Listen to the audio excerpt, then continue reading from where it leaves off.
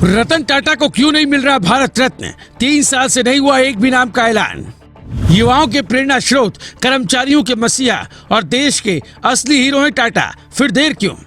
1 साल पहले रतन टाटा ने खुद बताया था क्या है उनकी इच्छा। हाईकोर्ट तक पहुंची थी बात।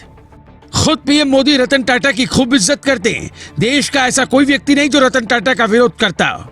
84 साल के रतन टाटा को भारत रत्न देने की मांग 1 साल से उठ रही है। गांव के गली के लड़के से पूछिए या शहर के विद्वान से, हर कोई यही कहेगा रतन टाटा इसे डिजर्व करते हैं।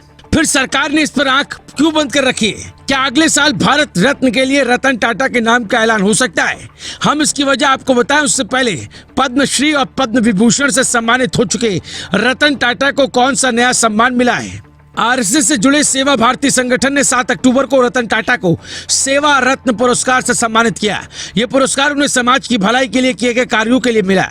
मतलब आरएसएस भी ये चाहती है कि रतन टाटा को देश का सर्वोच्च सम्मान मिलना चाहिए, लेकिन ये सम्मान हमारे और आपके चाहने से किसी को नहीं मिलता। इस सम्मान की सिफारिश देश में सिर्फ प्रधानमंत्री कर सकते हैं।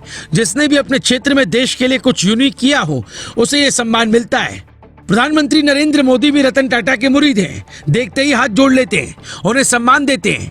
3 साल से भारत रत्न पुरस्कार किसी को मिला नहीं है। साल 2019 में आखिरी बार 3 लोगों को यह पुरस्कार मिला था। उसके बाद से भारत रत्न का ऐलान नहीं हुआ। इसीलिए ऐसा कहा जा रहा है कि अगले ऐलान में रतन टाटा का नाम हो सकता है, क्योंकि बीते साल जब मोटिवेशनल स्पीकर विवेक बिंद्रा ने कैंपेन चलाया कि रतन टाटा को भारत रत्न मिलना चाहिए, तो सोशल मीडिया पर कमेंट की बाढ़ आ गई। लोगों ने ये तक कहा कि अगर रतन टाटा को नहीं तो फिर ये सम्मान किसे मिलेगा।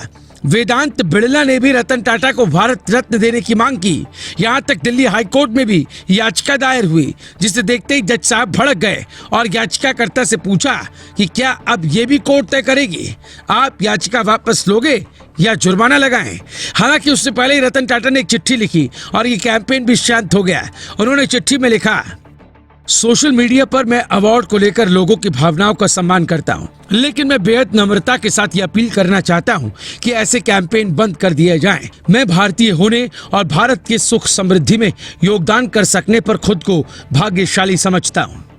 यही रतन टाटा की सादगी है जो उन्हें इसका हकदार बनाती है। आज भी वो मुंबई में एक बैचलर की तरह जीवन जीते हैं। कुछ किताबें और डॉग ही उनकी जिंदगी का हिस्सा है। बुजुर्गों का अकेलापन दूर करने के लिए उन्होंने गुड फेलोज स्टार्टअप में निवेश किया है, जिसे लॉन्च करने वाले शांतनु नायडू रतन टाटा के बेहद करीबी हैं। आज भी रतन टाटा अपनी कमाई का ज्यादातर हिस्सा दान कर देते हैं। टाटा ग्रुप में करीब 7 लाख करोड़ से ज्यादा की संपत्ति दान कर दी है। हर सेक्टर में देश को नई दिशा देने वाले रतन टाटा को अगर भारत रत्न मिलता है तो वो देश के दूसरे उद्योगपति होंगे जिन्हें भारत रत्न मिलेगा, क्योंकि इससे पहले टाटा ग्रुप के चेयरमैन और जमशेदजी टाटा के दोस्त के बेटे JRD टाटा को साल 1992 में भारत रत्न मिला था। अब तक देश में 48 हस्तियों को भारत रत्न मिल चुका है, जिसमें खेल में सचिन तेंदुलकर और उद्योगपतियों में JRD टाटा इकलौते भारत रत्न पाने वाले व्यक्ति हैं। कहते हैं कि JRD टाटा भारत में सिविल एविएशन इंडस्ट्री के जनक थे, जो एयर इंडिया लेकर आए। IAS की तर्ज पर टाटा कंपनी ने TAS की शुरुआत की और कर्मचारियों के फायदे के लिए 8 घंटे की ड्यूटी तय की। कर्मचारियों के लिए ऐसे कई फैसले रतन टाटा भी ले चुके हैं। उन्होंने तो मिडिल क्लास के कार में बैठने का सपना पूरा किया। 1 लाख में नैनो कार बेचकर वो काम किया जो देश ही नहीं बल्कि दुनिया के बड़े बड़े उद्योगपति नहीं कर पाए। इसीलिए पूरा देश एक सुर में कहता है कि रतन टाटा जैसा दूसरा कोई ना तो हुआ और ना होगा।